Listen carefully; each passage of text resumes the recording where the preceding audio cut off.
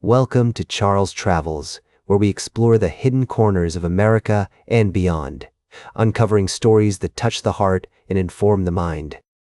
I'm your host, Charles, and I'm glad you're joining me today as we embark on a journey to places that will inspire, educate, and perhaps even challenge our perspectives.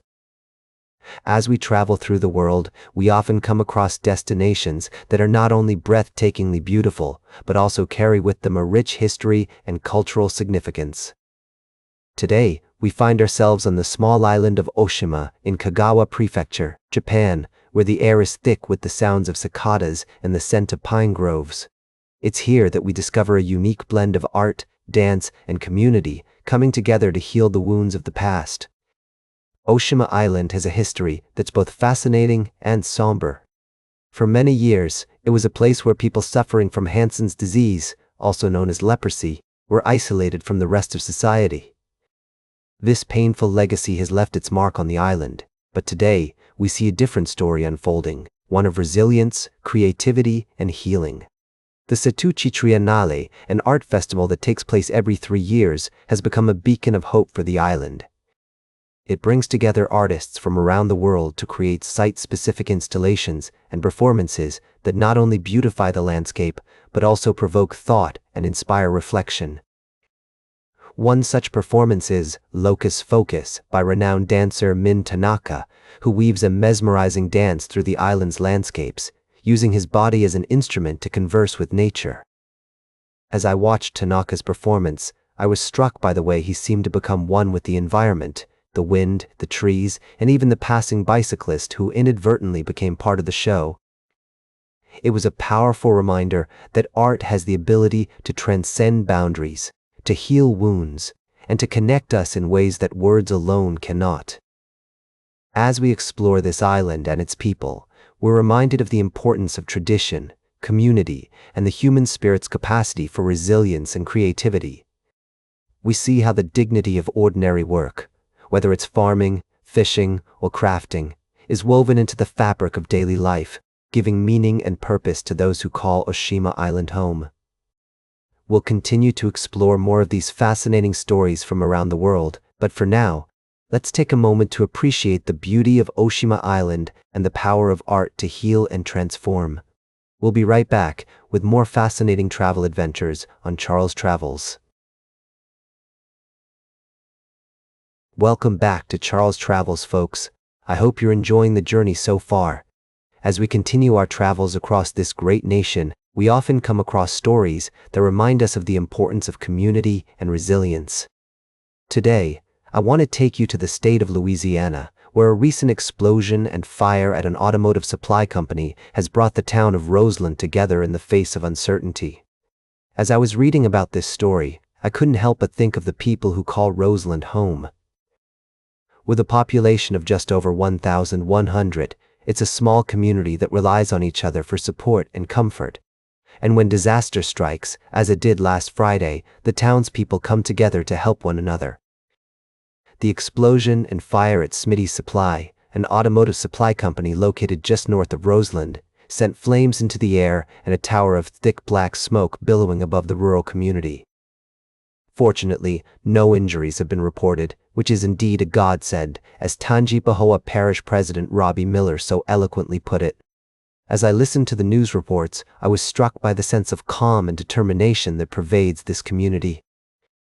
Despite the uncertainty surrounding the cause of the fire and the potential risks to the environment, the people of Roseland are banding together to support each other. The local elementary school was evacuated as a precautionary measure, and students were safely relocated to a nearby location. As we travel through life, we often encounter unexpected detours and challenges. But it's how we respond to those challenges that truly defines us. The people of Roseland are a testament to the power of community and resilience in the face of adversity. As I reflect on this story, I'm reminded of the importance of staying informed and supporting one another during times of crisis. Whether it's a natural disaster or an industrial accident, we must come together to help those affected and work towards a safer, more compassionate world. Stay tuned for our final story of the day, right here on Charles Travels. Welcome back to Charles Travels, folks. As we wrap up today's journey, I want to take you to the bustling streets of New York City, where the sounds of car horns, chatter, and construction fill the air.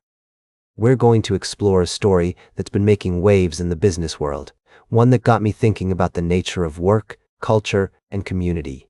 You see, J.P. Morgan Chase, one of the largest banks in the world, has recently opened its brand new headquarters on Park Avenue. This $3 billion investment is not just a shiny new building. It's a statement about the company's values and expectations. As I delved into this story, I found myself pondering the implications of a work culture that prioritizes face time and long hours. The new J.P. Morgan headquarters boasts an impressive array of amenities, from trendy restaurants to a wellness center. But what caught my attention was the 24-hour grab-and-go market, open 7 days a week. It's a convenience that sounds appealing at first, but also raises questions about the blurring of lines between work and personal life. As I spoke with experts in the field, I realized that this building is more than just a physical space. It's a reflection of J.P. Morgan's commitment to a culture of collaboration and community. CEO Jamie Dimon has been vocal about his skepticism towards remote work, believing that it can negatively impact company culture. The new building seems designed to foster connections among employees, with sit-down dining options and a pub that encourages socializing. But as we consider the merits of this approach, we must also acknowledge the potential downsides. Long hours and the pressure to be constantly available can take a toll on mental health. It's a delicate balance between supporting employees' well-being and driving business results. As I reflect on this story, I'm reminded of the importance of community and human connection in our lives. Whether we're working in a high-rise office or exploring the world as travelers, we all crave meaningful relationships and a sense of belonging. The question is, how do we strike that balance in today's fast-paced world?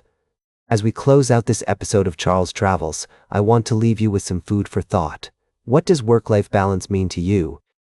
How do you prioritize your well-being in the face of demanding schedules and expectations? These are questions worth exploring, and ones that I'll continue to ponder as I travel the world, meeting people from all walks of life. That's all for today's Charles Travels. Remember to like, share, and subscribe, and until next time, keep on traveling.